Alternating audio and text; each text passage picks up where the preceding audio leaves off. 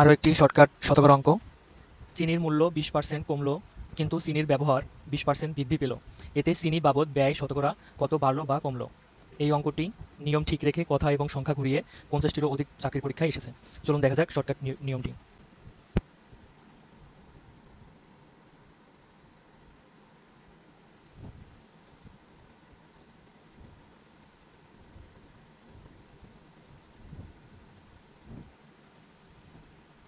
V সমান V1 plus V2 plus divided V1 into V2 ভাগ 100।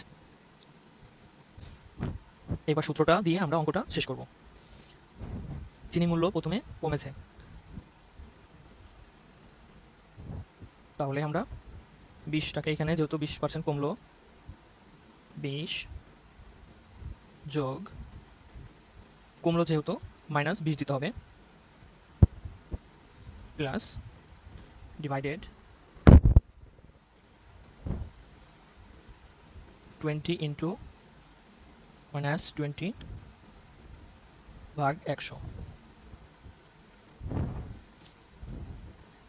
20 থেকে 20 যদি চলে যায়, তাহলে আমাদের এখানে থাকে হচ্ছে 0, যোগ এখানে 20 আর 20 গুণ করলে 400, মাইনাস আছে এই জন্য মাইনাসে 400 হবে, নিচে 100।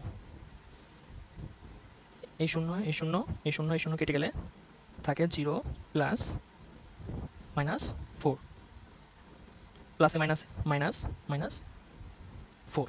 এটাই হচ্ছে উত্তর হবে। এখানে যেহেতু মাইনাসের আছে, তার মানে হচ্ছে এটা 4% কমলো, তাহলে আমাদের এটার উত্তর হবে হচ্ছে ঘ। ধন্যবাদ।